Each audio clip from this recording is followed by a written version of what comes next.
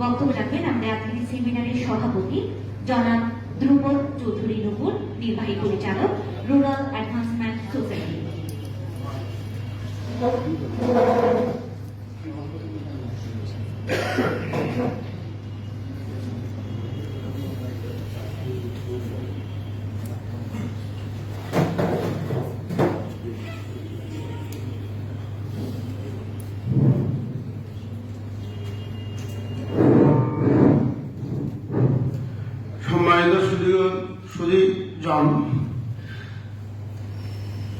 অত্যন্ত গুরুত্বপূর্ণ বক্তব্য দিলেন আমাদের ডিসি সাহেব, আমাদের এসপি সাহেব, আমাদের senior programme officer of UNESCO in Bangladesh দিয়েছেন শাহ নুরজালাল সাহেব, দিয়েছেন শাহ মুতাহেব, এবং মঞ্চে উপবিষ্ট যিনি আরেকজন রয়েছেন নারী, উনি আমার সম্পর্কে মামিমা হন। ওনার হাজবেন্ড একজন কবি ছিলেন, রামেন্দ্রভূষণ রায়, অধ্যাপক আনন্দভূষণ রায়। তো ওনার শারীরিক অসুস্থতার কারণে মামিমা কোনো কিছু বলেননি, জাস্ট আমাদের কথায় অংশ নিয়েছেন। ইউনেস্কো থেকে সাপোর্ট পাওয়া বাংলাদেশে খুব কঠিন কাজ। এই কম্পিটিশনে অংশ নেওয়া একটা সৌভাগ্য, এবং এই কম্পিটিশন করে একটা প্রজেক্ট পাওয়া, পাস করানো আর বড় সৌভাগ্য। এত কঠিন। আমি যদি ইউনেস্কোতে না ঢুকতাম, আমি 19 সাল থেকে কন্টিনিউ ঘুরতেছি, চেঞ্জ আসতেছে, আমাকে বারবার ট্রেনিং করানো হচ্ছে, আমি পড়াশোনা করতেছি, স্টাডি করতেছি, কারণ এটার যে কাজটা করবে সেই কাজটা অনেক বড় কাজ।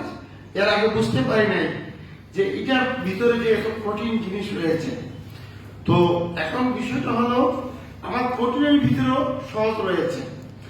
তো এখন যে জিনিসটা হলো আমাদের প্রতিষ্ঠান rural advancement society, UNESCO commission, বাংলাদেশের সহযোগিতা, নট অনলি বাংলাদেশ, এটা ইউনেস্কো সদর দপ্তর থেকে ফাঁস হয়।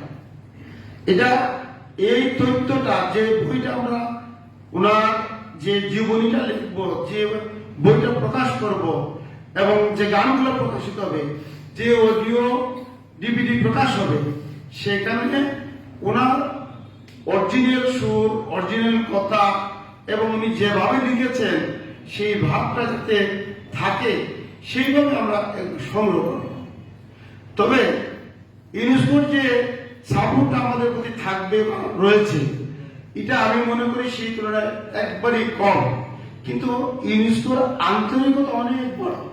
এদের বুদ্ধি, চিন্তা, চেতনা, আদর্শ, এদের কাছে টাকা দিয়ে হিসাব করা যাবে না, হিসাব দিলে যাবে না।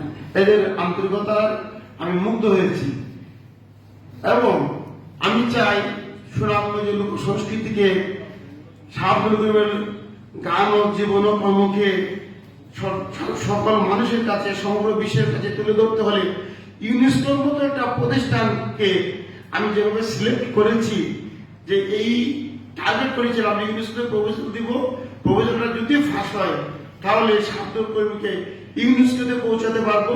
আর ইউনেস্কোতে পৌঁছাতে পারলে আমি নোবেল কমিটিতেও সাহায্যকর্মীর জন্য আবেদন করবো, সাহায্যকর্মীর গান ট্রান্সলেট করে নোবেল প্রাইজ কমিটি পাবো। কারণ আমি বিশ্বের সংস্কৃতি নিয়ে চর্চা করি, আমি নিজেও গান লিখি, কবিতা লিখি, গল্প লিখি, নাটক লিখি, উপন্যাস লিখি। আমার কিছু কিছু গান লক্ষ লক্ষ ভিউ হয়ে গেছে, কিন্তু আমি নিজে জানি না। আমি সেটি শুনতেছি পশ্চিমবঙ্গে শান্তিনিকেতনে আমার গান, একটি গান গাওয়া হচ্ছে। আমি চালিয়ে দেখলাম গানে সেই গীতিকার নুপুর চৌধুরী। এই গানটা আমি 91 ইংরেজিতে প্রকাশ হয়েছিল। আমি 86 ইংরেজিতে পড়াশোনা, ইন্টারমিডিয়েট ফাইনাল ডে ফ্রি, তখন আমি হাওড়া অঞ্চলে ভিজিট করতে আসি, আত্মীয়স্বজনের বাড়িতে যাই। তখন আমি কারণপুরে জন্মে পড়ে শাব্দ করিমের সান্নিধ্যে ছিলাম। আমার বাবার পরম বন্ধু ছিলেন শাব্দ করিম, আবার শাব্দ করিমেরও পরম বন্ধু ছিলেন আমার বাবা দেবেন্দ্র কুমার চৌধুরী। উনি অত্যন্ত হৃদয় ছিলেন, এবং বাবা একে 88-তে মারা যাওয়ার পর সুখে দুঃখে শাব্দ করিম তার কাছে আশ্রয় নিয়েছি, পরামর্শ নিয়েছি, সহযোগিতা নিয়েছি। ছোট্ট একটা ঘটনা, কারণ আপনাদের সবাই ধৈর্য মাছ ভেঙে যাচ্ছে, প্রায় সময় অনেক দেরি হয়ে গেছে। আর ছোট্ট একটা ঘটনা বলি, আমি এবং ওনার ছেলে শাহানুজ্জালাল এবং ওনার পাটনা শাহ আব্দুল তাহের, আমরা কলেজ জীবনে একটি রুমে থাকতাম, একটি খাটে ঘুমাইতাম। আমি মধ্যে একজন ডানে একজন বামে। হঠাৎ করে কলেজ থেকে এসে দেখি রুই মাছের মাথা মুড়া, এই মাথা জালাল খেয়ে ফেলছে। মাছটাও আর বাবাই কিনছেন, মাছটা কিনছেন। খুব বড় রুই মাছ নয়, তো মোটামুটি আমরা তিনজনের জন্য অনেক বেশি। আমি তার প্রতি খেপলাম, এই রুই মাছের মাথা খাইছ, একা খাইলে কেন? বুঝের প্রতি অধিকার। তার বাবার মাছ, তার বাবা আনছেন, রান্না হয়েছে, আবার মাথা একলা খাইলো কেন? একজন তারপরে চার্জ দিতেছে, করিমটা শুনছেন, শুনে বলতে সমস্যা নাই, এটা ভুল করছে সে, এগুলো নিয়ে বিচার করতে হবে। পরের দিন আরেকটা রুই মাছ আনলে, দুইটা আনলে, বললাম তোমরা দুইজনে যেটা খাইবে, তো আর দেয় আর তুমি। ভাই আমার বয়স কিছুটা সিনিয়র, আমাদের ক্লাসমেট হলো সিনিয়র, তো সে তো বুঝবার মানুষ। সে বললো মামা আমি লেসটা পাইলে চলবে, সমস্যা নাই। তো যাই হোক, তো একটা জিনিস হলো, ওনার ছেলে মাছের মাথা খাইছে, আবার ওনার ছেলের প্রতি আমি খেপছি, আবার উনি মাছ নিয়ে আইছে। ওরা মানে এখানে মানুষ ছিল, উনি মানুষকে অত্যন্ত ভালোবাসতেন। ওনাকে বিপদে বললে একদিন এক মুসিকে বললেন বসো, ওনার পাশে মুসিতে চেয়ার বসতেছেন, ওরা বললেন এই বসো, বসতেছেন।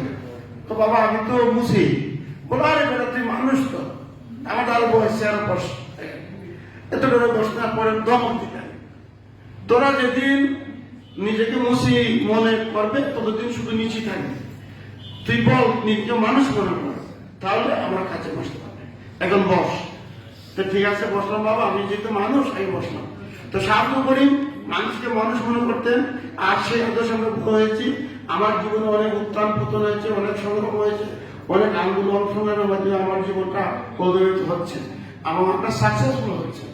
তো আমি বলবো শাহাবুদ্দিনের জীবন ও কর্ম, শাহাবুদ্দিনের গান ও কথা ঠিক রাখার জন্য আমরা যে পদক্ষেপ নিয়েছি, আপনারা যারা এই হাউস হাতে সবাই যদি আমাদের সহযোগিতা করেন, অবশ্যই আমরা সাকসেসফুল হব। এবং শাহাবুদ্দিনের গানের কথা কিছু কিছু অনেকে ভুল বলে থাকে। সেদিন শুনতেছি ইন্ডিয়াতে একজন গান গাইতেছে, শ্বশুরি বা না পাড়াপড়শি বাদে আমার বাদে কালী নদী, এইখানে হলো কাল নদী কথাটা। তারপরে আরেকটা গান আছে, আগে যে সুন্দর দিন কাটাইতাম, বাউলা গান ঘাটু গান আনন্দের তুফান গাইয়া সারি গান ধরাইতাম। সেখানে বাউলা গান ঘাটু গানের জায়গা বলা হচ্ছে মুর্শিদি, এই সে আরো অনেক কিছু। এইভাবে অনেক পরিবর্তন আমরা কিছু ধরা পড়ছে। তো আমি যখন তাজউদ্দিন সাহেবের কাছে গেলাম, উনি আমার অত্যন্ত ফেভারিট লোক এবং ইংলিশের প্রফেসর, ইংলিশের জন্য উনি এক সাগর। উনি নতুন নতুন শব্দ দেন, এনজিওতে কিছু কিছু নতুন নতুন শব্দ আমরা শিখছি, চেষ্টা করে ইউজ করা। তো উনি বললেন আমি দামানি সঙ্গীত এবং লোকসঙ্গীতের উপর প্রপোজাল জমা দিচ্ছি, দুইটা প্রপোজালে প্রায় 20 থেকে 40টা ফাইল জমা হয়েছে, অনেক হাবি। উনি বললেন আপনি তো ব্যক্তিগত একটা কাজ করেন, সারা বাংলাদেশে প্রজেক্ট ফাঁস হবে মাত্র 5টা। সারা বাংলাদেশের জেলা কতগুলো? আমি বললাম জেলা তো 64টা, আরো একটা হইতে পারে। ভাবলাম কি একটা কম বললাম না, বেশি লোক বলে গেছে। উনি এভাবে বললেন শুধু সুনামগঞ্জে আপনারা আসতেছেন, দেখেন কত প্রভুদের কত দিকে আসেন। আমি বললাম এক মায়ের যদি 3টা ছেলে যোগ্য থাকে, তাহলে 3টা ছেলেকে যোগ্য বলতে হবে। সুতরাং এক মায়ের পল্লী শুরু হবে। সুনামগঞ্জে যোগ্য সন্তান, যোগ্য মানুষ রয়েছে, সেইভাবে রিসোর্স রয়েছে, সেইভাবে কাজের ক্ষেত্র উঠেছে, এর জন্য আসতে।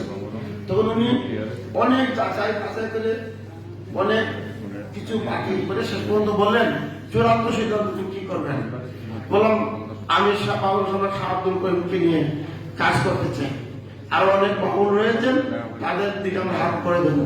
পরে ওনারা এই প্রজেক্টটাকে ফ্রান্স পাঠাইলেন, ফ্রান্স থেকে প্রজেক্টটা অনুমোদন হলো এবং বাংলাদেশে আসছে। আমি বলবো আগামী দিনগুলিতে বাউল সম্রাট শাহাবুল করিমের আমি হয়তো 50টা গান, 100টা গান নিয়ে কাজ করবো। বাকি গানগুলো যাতে চমৎকার ভাবে সংগ্রহ করা যায়, রেকর্ড করা যায়, ভিডিও করা যায়।